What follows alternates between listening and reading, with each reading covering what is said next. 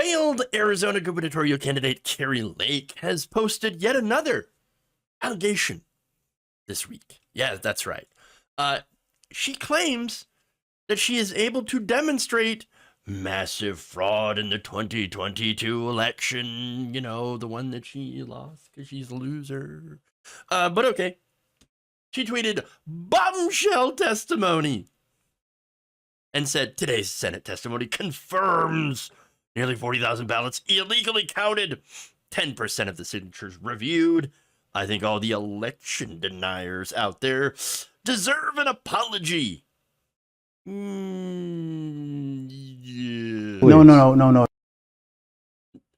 How about no?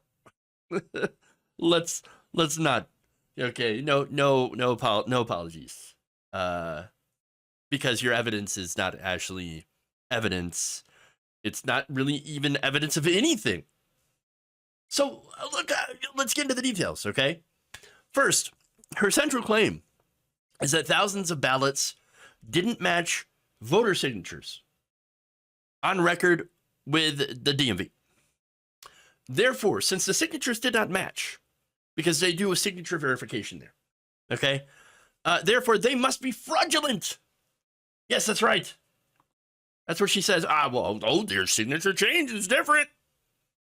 Very, very different. Therefore, the ones that didn't vote for me, they don't count. Oh, interesting. Very, very interesting. Really? Okay. So, look, one of the issues with that, of course, is the fact that people's signatures change all the time. Signatures are not consistent with people for anyone. And look, there are often subtle and sometimes not so subtle changes, especially over the years. My signature, which, look, I rarely give signatures, okay? I know, you expect me out there to be out signing like autographs. No, I'm kidding. Of course I'm not. I think one time I've done so. Once. I know, sad. But my signature, to get to the real point here, has never been the same. Not consistent.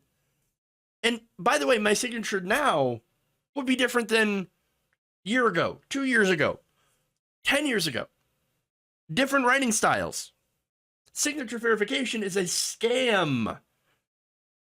It verifies nothing. And then again, there are people that have strokes. There are people that, again, for whatever reason, arthritis, it can change your signature. Even changing the hand that you write with can change your signature. It verifies nothing. But that's not the only issue here. According to ABC 15 elections analysis Garrett Archer, Ms. Lake, he pointed out, those signatures were from 2020. So somehow voter fraud in 2022 was signatures from 2020. Now, he also noted that they use recent affidavit envelopes to verify as well. That way, if the MVD signature comes across wrong, they have an in-house to compare to. So her evidence does not confirm anything.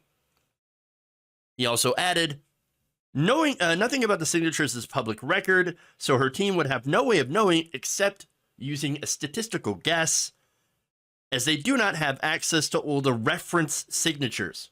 So basically, that's it. All she has is a guess. That's it, a guess. And a desperate one at that. No, look, I'm going to bet that the reason she comes up with this new conspiracy is because, as it turns out, she lost by a pretty wide margin among people that she should have won with. And the reason for that is because Republican voters, it turns out, enough of them were just not into her. I know. Weird, right? Now, according to an analysis of voters in Arizona, we find out that Kari Lake, well, we don't find out, I think we've known all along, but it's proof that Kari Lake was just a bad candidate. Now, this analysis is performed by a group named the Audit Guys. No cyber ninjas here today, okay? Now, they had examined data from Maricopa County, the largest,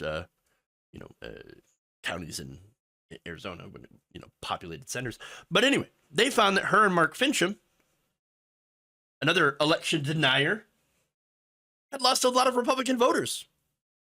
Now, those voters who did not vote for Lake or Fincham still ended up backing other Republican candidates. So it's not like they're like, oh, I'm going to vote for 100% for Democrats. Now I'm a Democrat now. No, they're like, okay, Republican. Kari Lake, ooh, no. Nah, she crazy, man. She cray. I'm going to go vote for somebody else. Or does not vote at all. So now, before I go and break down more of the findings here, specifically, let me just note that the Audit Guys includes a data set for the state Republican Party, a data analyst for the state Republican Party. So we're not talking about the lefty here, okay? No lefties, okay? You have Republicans. Now, the analysis found that a significant number of Republican voters crossed over in large numbers to vote for Democrats, interestingly enough. Now, I don't think that's necessarily a surprise. You have crossover votes that do happen. Do you remember the Obama to Trump voters? Yeah, that happened. Or the Clinton to McCain voters. That also happened. So yes, it depends on the candidate, oftentimes. Sometimes more so than the party, the candidate. You'll be like, I'm just not comfortable with this candidate. I don't like this candidate. I'll vote for someone else.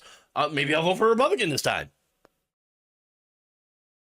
That's what some people said when it came to the Obama-Trump votes. And in this case, Kari Lake, the Republican to Democrat votes, in this case for Hobbs. So, yeah. Now,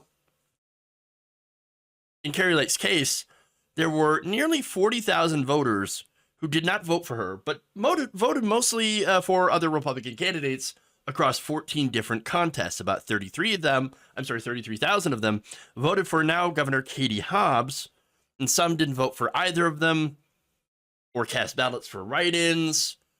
Either way, the point is they did not vote for Kari Lake. Hobbs, on the other hand, lost voters as well, but only about 8,000, of which 6,000 of them did switch over for Kari Lake. Lake, however, still lost by 27,000 votes among what can be loosely defined as crossover voters. That crossover vote is about double Lake's overall 17,000 margin vote of defeat. In total, Lake had won about 750,000 votes in Maricopa County, which suggested she actually squandered about 5% of her voters who were predisposed to vote for Republicans, compared to less than 1% in Hobbs' case. That was enough to swing the election, of course, over to Katie Hobbs and not Kari Lake. And so essentially, like I said before, it all boils down to the fact that Republicans went to the polls. They voted mostly for Republicans, except when it came to insane people like Kari Lake, Mark Fincham, Blake Masters, and Abe Hamida. They saw them, people were too crazy. Not gonna go for it. Not interested. Now look, this fits into the pattern that we saw during the midterms. You had establishment Republicans that won a lot of the races against establishment Democrats. Whereas you had progressives that did better than establishment Democrats against establishment Republicans. But at the lowest point here, you had election deniers that did worst of all. They got destroyed, creamed. And so what you can draw from that, the conclusions here, is that this election was more about candidate quality. Kari Lake was neither a quality candidate nor really even qualified to do anything. So now, why is she milking this voter fraud narrative then, despite being shut down consistently with facts? Well, I got an idea. It's the money. Following Election Day, Kari Lake's campaign through the end of the year raised $2.5 million. A lot of that was raised and then spent after the campaign. Most of it did not go to fighting the election results or for paying for costs incurred by the campaign itself. No. According to reports, some of that money, or a lot of that money, went to resorts, travel, food, and consulting fees. Basically, Kari Lake's been living high on the hog following her loss thanks to donor money. And so it makes all the sense in the world for her to milk this thing out as long as possible. After all, former President Donald Trump did the same exact thing. So why wouldn't she? That's why she ain't letting it go, and why she keeps finding so-called evidence, no matter how often the facts disprove her.